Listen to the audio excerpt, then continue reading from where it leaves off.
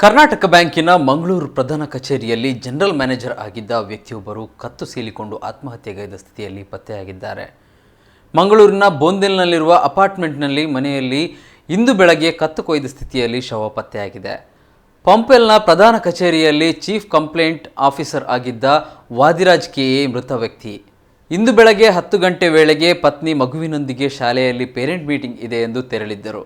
ಬ್ಯಾಂಕಿನ ವಾಹನ ಚಾಲಕ ವಾದಿರಾಜ್ ಕೆಳಗೆ ಬರುತ್ತಾರೆಂದು ಕಾಯುತ್ತಾ ಕುಳಿತಿದ್ದರು. ವಾದಿರಾಜ್ ಇನ್ನೂ ಬಂದಿಲ್ಲವೆಂದು ಚಾಲಕ ಮೇಲೆ ಹೋಗಿ ನೋಡಿದಾಗ ಕತ್ತು ಕೊಯ್ದ ಸ್ಥಿತಿಯಲ್ಲಿ ಪತ್ತೆಯಾಗಿದ್ದು ಕೂಡಲೇ ಸ್ಥಳೀಯರು ಅವರನ್ನು ಆಸ್ಪತ್ರೆಗೆ ಒಯ್ದಿದ್ದಾರೆ. ಅದಾಗಲೇ ಬಹಳಷ್ಟು ರಕ್ತ ಹೋಗಿದ್ದರಿಂದ ಆಸ್ಪತ್ರೆ ತಲುಪುವಷ್ಟರಲ್ಲಿ ಸಾವನ್ನಪ್ಪಿದ್ದಾರೆ. ಸ್ಥಳಕ್ಕೆ ಮಂಗಳೂರು ನಗರ ಪೊಲೀಸ್ ಕಮಿಷನರ್ ಅನುಪಮ್ ಅಗರ್ವಾಲ್ ಭೇಟಿ ನೀಡಿದ್ದು ಪರಿಶೀಲನೆ ನಡೆಸಿದ್ದಾರೆ. ಕಳೆದ 1 ವರ್ಷದಿಂದ ವಾದಿರಾಜ್ ಕುಟುಂಬ ಬೋಂದಿಲ್ ಅಪಾರ್ಟ್ಮೆಂಟ್ನಲ್ಲಿ ಬಾಡಿಗೆ ಮನೆ ಪಡೆದಿತ್ತು. ಮಂಗಳೂರು ನಗರದ ಪಂಪೇಲ್ನಲ್ಲಿರುವ ಕರ್ನಾಟಕ ಬ್ಯಾಂಕ್ ಕೇಂದ್ರ ಕಚೇರಿಯಲ್ಲಿ ವಾದಿರಾಜ್ ಕರ್ತವ್ಯ ನಿರ್ವಹಿಸುತ್ತಿದ್ದರು.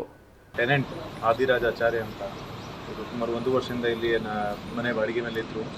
ಈ was chief complaint officer in Karnataka bank. ಸುಮಾರು ಒಂದು 4 ವರ್ಷದಿಂದ ಅಲ್ಲಿ ಕೆಲಸ ಮಾಡ್ತಾಯಿದ್ರು.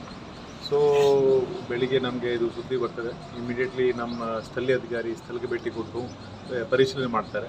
ಪರಿಶೀಲನೆ ಸಮಯದಲ್ಲಿ ಗೊತ್ತಾಗ್ತದೆ ದಟ್ ಇವತ್ತು ಬೆಳಿಗ್ಗೆ ಸುಮಾರು 8:15 ಇವತ್ತು ಹೆಂಡತಿಯನ್ನು ತಮ್ಮ ಮಕ್ಕಳೊಂದಿಗೆ ಒಂದು ಸ್ಕೂಲಲ್ಲಿ ಪೇರೆಂಟ್ಸ್ ಟೀಚರ್ ಮೀಟಿಂಗ್ ಅಟೆಂಡ್ ಮಾಡಲಿಕ್ಕೆ ಹೋಗ್ತಾರೆ.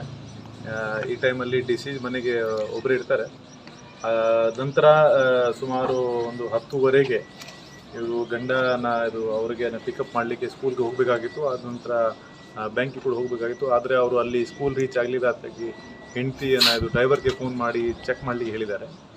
ಡ್ರೈವರ್ ಇದು ಉದಯ್ ಅಂತ, ಇವರು ಇಮಿಡಿಯೇಟ್ಲಿ ಮನೆಗೆ ಹೋಗಿ ಚೆಕ್ ಮಾಡುವಾಗ ಇವರು he was lying with blood pool. So immediately ಒಂದು ಲೇಡಿ ಮತ್ತು ಮೇಲಿಂದ ಒಂದು ಇವರು ಅಪಾರ್ಟ್ಮೆಂಟ್ದು ಓನರ್ ಇವರಿಗೆ ಲಿಫ್ಟ್ ಮಾಡಿ ಹಾಸ್ಪಿಟಲ್ ಕರ್ಕೊಂಡು ಹೋಗ್ತಾರೆ. ಈ ಸಕಮ್ಸ್ ಟು ಇಂಜರಿ.